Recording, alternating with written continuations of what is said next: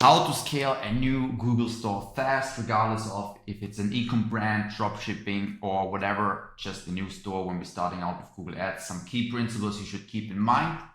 Let's dive straight into it. So yeah, we see that quite often a lot of people overcomplicate on what to do, especially in the beginning, to get momentum fast, or they are not fully sure what actually drives momentum, what drives the scale, what drives revenue, especially in the early phases, right? It's often a lot of guesswork, testing a lot of different things, comparing with other people, and like, oh, it works for him, but it doesn't work for me. And what exactly works for him, you're not quite sure yourself either. So I thought it's time to put it into an SOP. Only a couple of principles that actually really matter.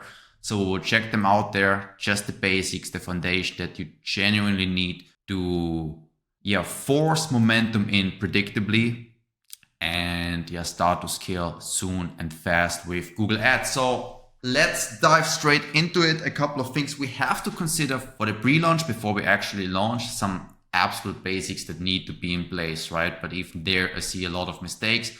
First of all, obviously you want to make sure you have clean conversion tracking in place. You cannot actually start without tracking, and you shouldn't start with a mediocre tracking either, right? Because if the data foundation is broken in the first place, which means like the signals you send back to Google, right? If you only track half of your purchases, obviously it will be very difficult for you to catch momentum quickly in the beginning, right? So absolute no-brainer. I don't want to like dive too much into that, but yeah, you do need clean conversion tracking. Then something we always do for our clients for various reasons, but something you should consider as well. If you have a store that advertises in the European Union, UK, you can connect your store to a CSS partner like Channable, Product Hero. For our clients, we have our own CSS, of course, which gives you lower CPCs and up to 25% more bidding power with the same budget, right? I don't want to go too much into that as well on how that works and why that happened. That's kind of like a topic for a different video almost, but I linked a document here where you can check out a little bit more on how it works, why it works that way, and why it makes sense. Something to add here, you don't have to necessarily do that right at the beginning. We always kind of like warm a store up first to see if it actually stays live in the first place, right? We don't want to have any issues with the GMC. But then as soon as that's done, we kind of like switch it as soon as possible, so we benefit from the lower CPC and or increased bidding power, right? So yeah, 2 basic steps. Step 1, super essential, nothing more to add here. So let's dive right into the main stuff, right? Catalog and feed setup. What needs to be considered here?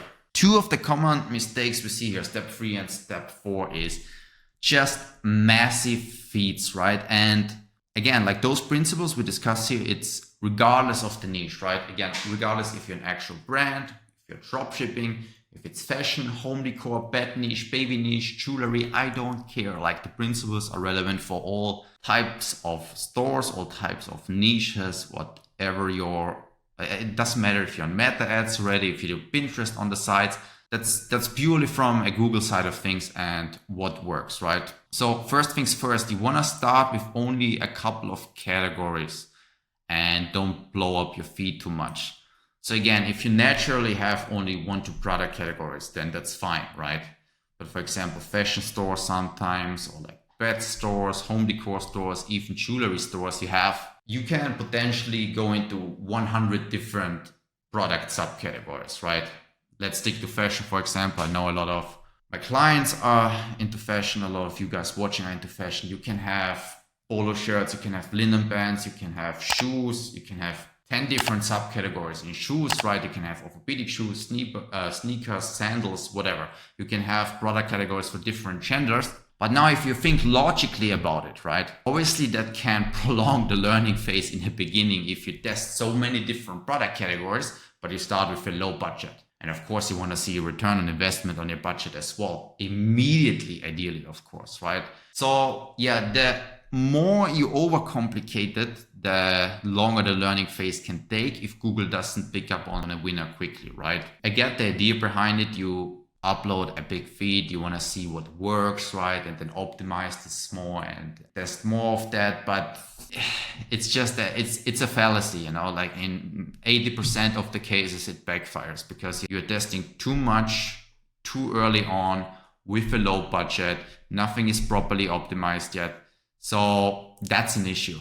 All right, so what actually works now? Very simple. You start with a couple of product categories only, right? Especially in niches where you have usually big feeds, like fashion. You pick a couple of proven winners. I don't care how you do your product research. You can also check out our winning product list that we shared in our school.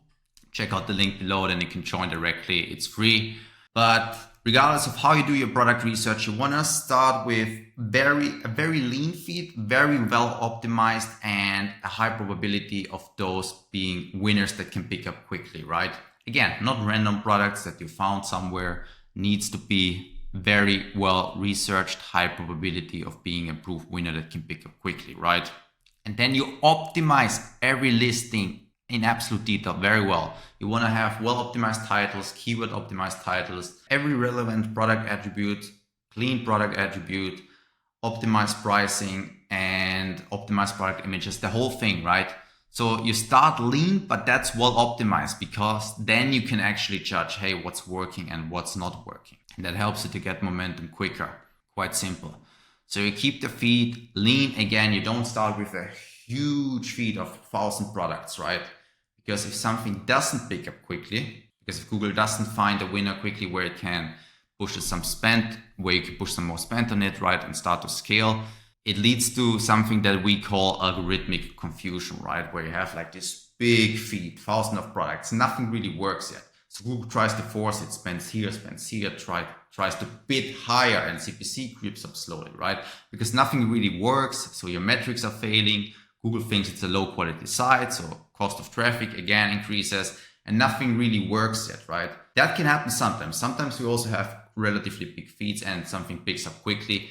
Then it's easier. Then you can start to scale, you increase the budget. Cool. But there is also probability that it doesn't work like that, right? So that's why we keep the feed relatively lean. At the same time, you don't want to just start with like 10 products or something like that, right? How do you test winners properly if you just have 10 products? What kind of online shop is that? But again, it depends on the niche as well, right? But let's stick to the fashion example. If you have 10 products there, that's not enough, right? So yes, you want to keep it lean, you want to keep it efficient, but still needs to be a decent sample size where you can like, okay, I start with 50 products. Those 50 products are well optimized. They're in proven categories, high likelihood of being a winner. And then you test that properly, right? Then you catch some momentum, you start to scale. Then you see, okay, like this category is working especially well for me. Then you start to upload more and test more within that niche, right? So don't overcomplicate it. It's quite straightforward here. That's the main thing. If the store doesn't pick up with a lean feed, adding more products will not fix it, right? Then you just add more trouble to your existing problems. Just makes it worse. All right, quite simple. And now another very, very important aspect is the pricing strategy if you want to scale aggressively and catch momentum very quickly, very early on. So there's one thing you have to understand about Google Ads and how Google Ads work and why pricing is such a relevant aspect, right? Why it's such a relevant variable in everything we talk about here. So Google Ads is a price comparison platform, right? It looks like that. I added a screenshot here on how it looks like with how it usually looks like. With the Google Shopping ads, we have the search ads here as well. Yeah, why price is so important. So basically we have the search term trench coat here, right? Ideal for fashion example again. And why pricing is so important is because you always see a couple of ads popping up at the same time. It doesn't matter if it's on a desktop or if you're on your mobile device, there is always more than one ad, right? Compared to meta ads when you scroll on Instagram, for example. Obviously, there are a lot of ads all the time as well, right? But at any given moment, you usually just see like this one ad and all your focus can be on this one product, right? That's never the case with Google. You always have like, look, basically the same product 5 times, 6 times, right? Okay, there we have a different one with different color, but sometimes people also look with the color, like beige trench coat, for example, gray trench coat. whatever, you get the idea, right? It's basically the same thing, more or less. You can scroll here even, and then you see even more products. So that's why it's quite competitive. And obviously people look at the price, right? Obviously price is a relevant aspect of any offer. For most niches, obviously it depends as well. But yeah, especially nowadays when there's a lot of economic pressure as well, still a lot of war, high inflation, anxiety index going through the roof, right? So people are more price conscious, more than ever, or more than they probably have been a couple of years ago, right? So that makes it even more relevant here. And we don't even have the shopping ads. Look, there's even another search ad, right? And then you have the organic search result. If you scroll down a little bit more, there are even more ads. So it's very easy to compare offers, to compare pricing, to compare products. Your customer might click on a couple of them, open the tabs at the same time and check it out, right?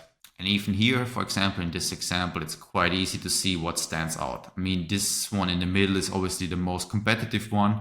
Kind of shitty placement in the middle, right? The product image also not great, doesn't really stand out that much. So it kind of like even gets overlooked a little bit. Then we have obviously those two at position 1 and 2, the one at the end where it kind of like lays in that direction. But then you see the one at the end, okay, quite expensive, more expensive brand, social proof. If you're into that, you might check it out. If not, kind of like those last two already gone. Then the position 1 and 2, probably the most interesting here, right? And check, okay, kind of like the same price, not that much of a difference. Banana Republic, kind of a stupid name, so you skip that as well. Then you see reviews, okay, it got kind of backfires here. They uploaded the reviews, but you just have like 7 of them, and then it's a 4-star review as well. You're like, maybe let's stick to the first one, right? Nice image as well. Free shipping, cool. Might be the most competitive offer here in this example, even though it has a slightly higher pricing. But still, right, if we would have a trench coat here for $175, it would be like, I would check out the Banana Republic bullshit instead, right? Makes more sense in that case. So yeah, very, very easy, very straightforward. And I hope that's easy to understand. Because yeah, again, like we say here as well, the early phase is not about protecting or like optimizing your profit margins yet, right? It's all about getting some data in, scale up to a decent level where it makes more sense. So you see what works for you, what doesn't work. And that's pretty much it. Like you cannot optimize for profit margin yet in the first place. If you start with a budget of just like $50, you have no data yet and nothing, right? But yeah, a lot of people overcomplicate that and they're like, oh, they look at me with like this big eyes, like a cow in the mountains, like they don't know what to do, right? Like super, super stupid. They're like, oh, Chris, I cannot just randomly like set my price to like $40 or like $50, whatever. Like, I'm not sure what's so complicated to understand about this. Obviously, you don't just randomly price it in a way where you cannot even advertise anymore, where you have instant losses and it doesn't make sense, right?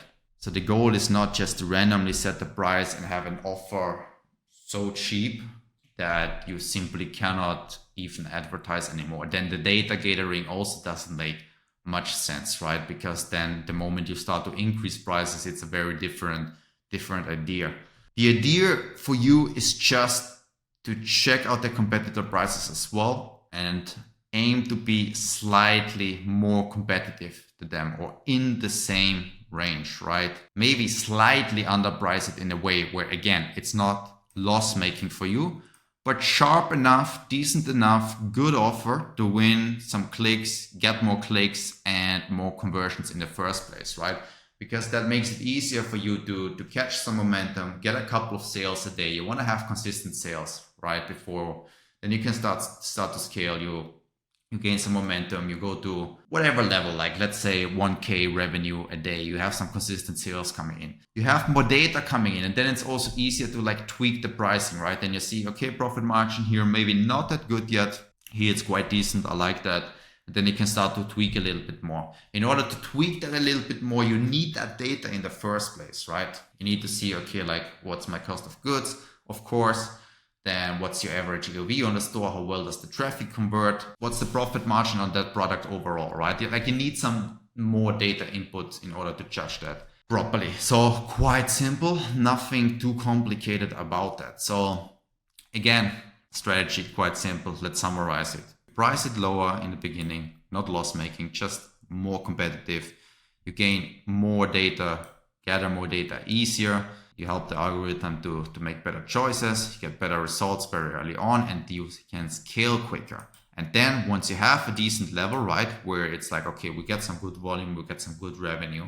Now you tweak and optimize for better profit margin. And again, you don't have to do that. I'm not saying that's like mandatory to do it like that. If you have your pricing figured out perfectly well right out the gate, good, go for it. I'm just saying this is a very effective strategy to speed things up in the beginning. So don't overcomplicate everything I'm saying here. All right, then last but not least, also some very straightforward settings. Campaign settings, of course. Actually, like step 6 is something I also see quite often, this mistake. So I think one of the main principles and the bottom line of this video is like you keep it simple at first, right? Only a couple of product categories, everything well optimized, not a big feed. And the same goes with the markets, right? You focus on one market first.